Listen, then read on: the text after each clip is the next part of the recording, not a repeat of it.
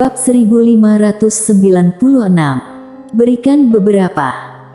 Mileye berlari sangat cepat, lagi pula, tubuh fisiknya saat ini jauh lebih kuat dari sebelumnya. Saat ini ekspresi Mileye agak muram. Kepura-puraan gagal kali ini. Masih belum bisa mengalahkan bencana ini. Baru saja, tubuh fisiknya terbelah. Mengerikan. Menurut perkiraannya, belum lagi tubuh fisiknya saat ini, bahkan tubuh fisik alam dewa mungkin tidak dapat menahan guntur ini. Pada saat ini, petir dewa tiba-tiba jatuh lagi dari atas kepalanya. Ekspresi Mileye berubah, lalu dia melompat dengan cepat. Duar.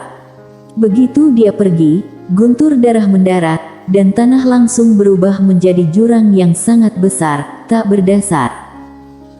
Mileye terkejut, lalu segera berakselerasi, dan menghilang di kejauhan dalam sekejap mata. Bencana tidak hilang, tetapi mengikutinya sepanjang waktu. Apalagi, semakin banyak benang merah darah di sekujur tubuhnya. 12 utusan iblis tidak berani mengejar lagi, guntur darah hampir membunuh mereka semua barusan. Mileye dapat membawanya karena tubuh fisiknya kuat, tetapi mereka tidak memiliki tubuh fisik yang kuat. Setelah hening sejenak, 12 iblis berbalik dan pergi. Mereka menemukan bahwa ke-12 dari mereka tidak dapat melakukan apapun terhadap manusia ini. Seperti kura-kura, bisa menahan pukulan. Mileye berlari dengan liar sepanjang jalan, dan tujuannya adalah istana ketertiban Aula Dewa. Karena mungkin ada formasi teleportasi yang mengarah ke alam semesta 9 dimensi di sana. Namun, dia tidak tahu di mana letak istana ketertiban alam semesta. Harus bertanya. Mileye datang langsung ke kota iblis. Baru saja tiba di kota iblis, seluruh kota iblis terkejut. Karena bencana juga mengikuti. Setelah Mileye memasuki kota iblis, Nu Foming segera memimpin sekelompok orang untuk memblokir Mileye. Nu Foming menatap Mileye, "Kamu apa yang kamu lakukan?" Faktanya, dia tidak lagi mengejar dan membunuh Mileye. Karena kekuatan misterius itu membuatnya takut saat itu. Mileye berkedip dan tidak berbicara. Pada saat ini, guntur darah tiba-tiba jatuh dari langit. Melihat adegan ini, ekspresi Nu Foming dan yang lainnya langsung berubah. Dia berkata dengan marah, "Blokir." Namun, tidak ada yang berhenti, semua orang mundur dengan keras. Nu Foming juga dengan cepat mundur, tetapi Mileye bahkan lebih cepat, sudah berlari sejauh ratusan kaki. Guntur darah jatuh. Duar. Seluruh kota-kota iblis bergetar hebat. Di bawah, debu dan asap yang tak terhitung jumlahnya naik ke langit. Beberapa master kota iblis yang bereaksi lambat langsung menjadi abu. Belum lagi penguasa alam Tuhan, bahkan penguasa alam penghujung surgawi adalah sampah di depan guntur darah ini. Di arena, wajah semua master di kota iblis berubah. Guntur darah ini terlalu menakutkan. Nu Foming itu juga takut untuk sementara. Jika dia melarikan diri lebih awal, dia akan langsung mati. Karena dia benar-benar tidak tahan dengan guntur darah itu. Seolah memikirkan sesuatu, Nu Foming tiba-tiba menatap Mileye dan berkata dengan marah, "Kamu membawanya." Mileye melirik awan berwarna darah di langit, dan kemudian berkata, "Aku ingin 10 miliar kualitas super kristal ajaib, sebuah benda ilahi tingkat alam penghujung surgawi ribuan. Mari kita dapatkan 10.000 keping benda ilahi di tingkat alam dewa. Yah, aku ingin berbagai pil penyembuh dan harta spiritual berkualitas tinggi. Pergi dan persiapkan dengan cepat." Mendengar ini, semua iblis di lapangan sangat marah. Nu Foming menatap Mileye, "Apakah kamu merampok kami?" Mileye memandang Nu Foming, dan berkata dengan serius, "Apakah aku orang seperti itu? Aku meminjamnya." Aku akan membayarnya kembali nanti. Nu Fengming menatap Mileye dengan niat membunuh di matanya. Pada saat ini, ekspresi Mileye tiba-tiba berubah. Saat berikutnya, dia langsung berlari ke arah Nu Fengming dan yang lainnya. Saat Nu Fengming dan yang lainnya hendak bergerak, guntur darah tiba-tiba turun dari langit. Melihat adegan ini, wajah semua orang berubah drastis. Semua orang berbalik dan melarikan diri. Duar. Petir dewa turun, dan beberapa master klan manusia yang bereaksi lambat langsung musnah. Petir dewa jatuh ke tanah, dan seluruh tanah langsung meledak, debu dan asap yang tak terhitung jumlahnya menyapu langit. Sedikit lagi, kota-kota iblis pada dasarnya akan hilang. Setelah Mileye menghindari petir dewa, dia memandang Nu Fengming dan berkata dengan tergesa-gesa, "Pergi dan bersiaplah. Kalau tidak, aku tidak akan pergi hari ini." "Tidak pergi." Mendengar ini, wajah para iblis di lapangan sangat jelek, terutama Nu Fengming. Sial, manusia ini datang untuk merampok. Pada saat ini, seorang lelaki iblis tua tiba-tiba berkata dengan galak, "Manusia, apakah kamu benar-benar ingin mati bersama?" Mileye memandangi lelaki tua iblis itu, dan berkata sambil tersenyum, "Aku diganti dengan satu kelompok, aku pikir itu sepadan." Pria iblis tua. Nu Fengming tiba-tiba berkata dengan garang, "Manusia, aku, alam iblis, tidak akan berkompromi denganmu. Bunuh." Begitu suaranya jatuh, Mileye bergegas ke arah mereka lagi. Pada saat yang sama, petir darah tiba-tiba jatuh dari langit. Saat petir darah ini jatuh, seluruh langit menjadi ilusi. Melihat pemandangan ini, kelopak mata Mileye berkedut, karena kekuatan guntur darah semakin kuat. Setidaknya 2 kali lebih kuat dari sebelumnya. Mileye berbalik dan melarikan diri sejauh ratusan kaki. Guntur darah jatuh. Duar. Lebih dari selusin master alam dewa segera musnah, dan ketika guntur darah jatuh ke kota, seluruh kota segera mendidih dan kemudian runtuh inci demi inci. Melihat pemandangan ini, wajah Nu Fengming yang baru saja lolos dari bencana menjadi sangat pucat, kepalanya berdengung saat ini. Pada saat ini, di langit, awan berwarna darah tiba-tiba mulai bergemuruh dan kilat. Pada saat yang sama, paksaan yang sangat menakutkan melanda. Merasakan paksaan itu, ketakutan di mata para master iblis di lapangan berubah menjadi ketakutan. Guntur darah di awan berwarna darah menjadi lebih kuat. Siapa yang tahan dengan ini? Mileye melihat awan berwarna darah di langit, nyatanya, dia sedikit panik saat ini. Dia menemukan bahwa guntur darah ini semakin mengerikan. Untungnya, kecepatan guntur darah ini tidak terlalu cepat, jika tidak, dia akan berubah menjadi abu. Nu Fengming menoleh untuk melihat Mileye, matanya merah, "Bisakah kamu pergi?" Mileye menggelengkan kepalanya, tidak mau pergi. Nu Fengming berkata dengan muram, "Apakah kamu benar-benar ingin mati bersama?" Mileye berkata dengan marah, "Sialan, berikan beberapa. Jika kamu tidak memberiku, aku akan kehilangan muka." Nu Fengming berkata dengan marah, 1 miliar kristal ajaib. Mileye memelototi Nu Fengming, 1 miliar kristal ajaib.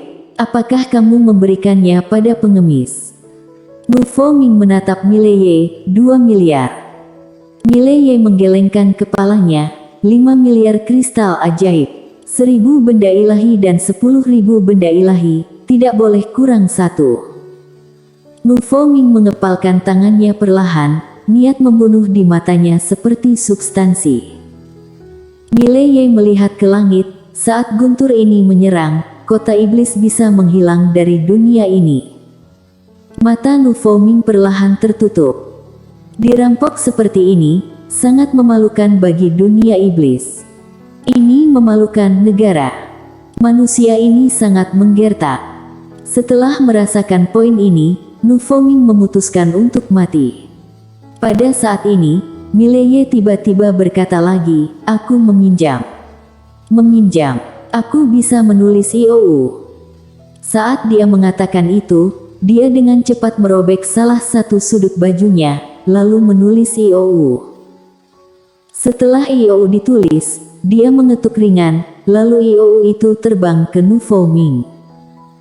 Melihat IOU di depannya, niat membunuh di mata Nu Fengming berkurang lebih sedikit. Jika itu pinjaman, sepertinya tidak terlalu memalukan. Masih ada perbedaan antara meminjam dan merampok. Nu Fengming sedikit ragu. Mati bersama. Itu tidak layak. Sekelompok setan dan manusia mati bersama, berkat itu. Apalagi ada jalur spiritual super, jika jalur spiritual ini dihancurkan, maka dunia iblis akan menurun di masa depan. Memikirkan hal ini, niat membunuh di mata Nu Fengming menjadi semakin berkurang. Pada saat ini, pusaran besar tiba-tiba muncul di langit. Di dalam pusaran itu, guntur darah yang mengerikan terbentuk. Melihat adegan ini, ekspresi Mileye dan Nu Fengming menjadi jelek. Nu Fengming tidak memikirkan apa-apa, dia dengan cepat melenturkan jarinya. Selusin cincin penyimpanan terbang di depan Mileye. Manusia, ini dipinjamkan kepadamu, apakah kamu mengerti? Mileye menyingkirkan penyimpanan cincin bahkan tanpa melihatnya, kemudian berkata, bagaimana aku bisa sampai ke balai penegakan hukum alam semesta?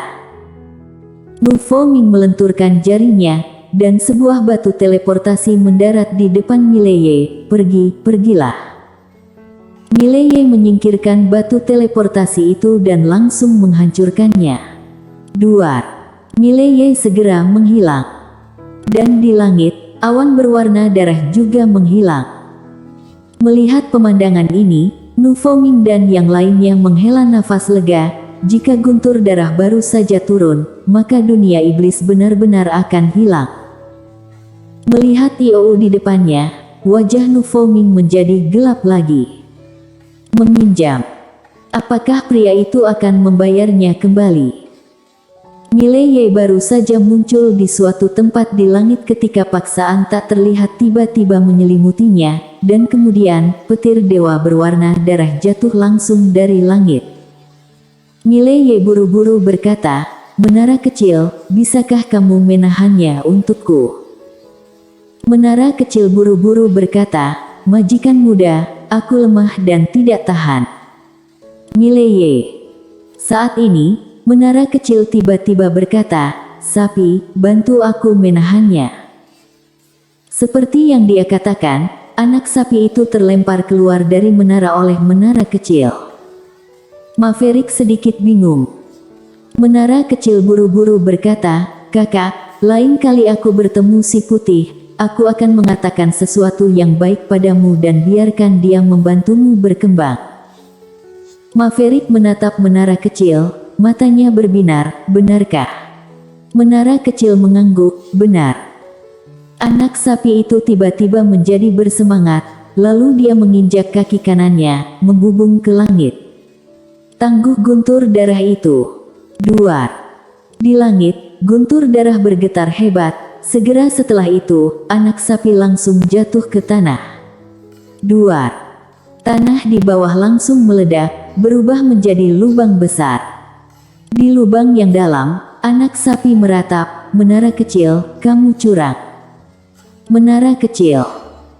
Mileye melirik betis itu dalam keadaan sedikit menyedihkan saat ini, sisik di sekujur tubuhnya telah retak, dan seluruh tubuhnya berlumuran darah. Itu juga tidak tahan. Di lubang yang dalam, Maverick terus meratap, jangan main lagi. Mileye buru-buru meminta menara kecil untuk membawa anak sapi ke menara, dan saat ini, guntur darah telah mencapai kepalanya. Dia menarik napas dalam-dalam, lalu melonjak ke langit. Duar. Begitu terbang, ia jatuh. Mileye langsung menabrak lubang yang dalam di mana Maverick sebelumnya berada. Tanah dalam jarak puluhan ribu mil runtuh, dan gunung yang tak terhitung jumlahnya berubah menjadi abu. Di dalam lubang raksasa, Mileye berbaring tengkurap, tidak bergerak. Dia merasa seperti semua tulang di tubuhnya patah. Dia tidak tahan. Petir dewa masih jatuh lurus ke bawah. Baru saja akan memasuki lubang yang dalam, menara kecil tiba-tiba muncul di atas kepalanya. Duar. Guntur darah langsung menghantam menara kecil, tapi menara kecil menahan paksa guntur darah. Menara kecil meraung, "Majikan muda, lari. Aku tidak bisa bertahan lama." Di lubang yang dalam, Mileye berbalik dan melihat ke langit, matanya tiba-tiba menjadi sedikit linglung. Mengapa ayah menyegel basis kultivasinya? Untuk apa? Latihan. Pasti ada sebagian alasannya, tapi pasti ada alasan yang lebih penting. Kalau tidak, segel itu seharusnya sudah dibuka saat dia mencapai pedang alam fana. Apa alasannya? Seolah memikirkan sesuatu, Mileye duduk. Segel. Dia menemukan masalah, mengapa dia tidak mengambil inisiatif untuk menerobos segel ini? Awalnya, dia mencoba, dan dia gagal. Namun, setelah gagal, dia menyerah. Dan berpikir sama sekali tidak mungkin untuk menembus segel itu. Mengapa? Karena pria berbaju biru yang memasang segel, pria tak terkalahkan itu. Saat ini, dia menemukan bahwa selain ketergantungannya pada 3 pedang, dia juga memiliki masalah lain, yaitu dia merasa pedang tidak terkalahkan. Dia memenjarakan dirinya dalam lingkaran. Semua orang berpikir bahwa 3 pedang tidak terkalahkan, termasuk dia Mileye. Oleh karena itu, meski pria berbaju biru hanya menyisakan seberkas energi pedang, dia tetap merasa tak terkalahkan dan tidak bisa menembusnya. Saat ini, Mileye akhirnya mengerti. Bukan pria berbaju biru yang menyegel dirinya dengan energi pedang, tapi dia menyegel dirinya sendiri. Setelah membaca ini, Mileye perlahan menutup matanya, merentangkan telapak tangannya, dan pedang tiba-tiba muncul. Pedang hati. Tapi kali ini, pedang itu tidak menghilang lagi. Pada saat ini, energi pedang di Mileye tiba-tiba melayang keluar dari tubuh. Energi pedang bergetar sedikit, dan lambat laun, energi pedang berubah menjadi seorang pria. Pria berbaju biru. Pria berbaju biru memandang Mileye dengan sedikit kelegaan di wajahnya. Seolah sedang memikirkan sesuatu, pria berbaju biru itu menatap awan berdarah itu, pergi.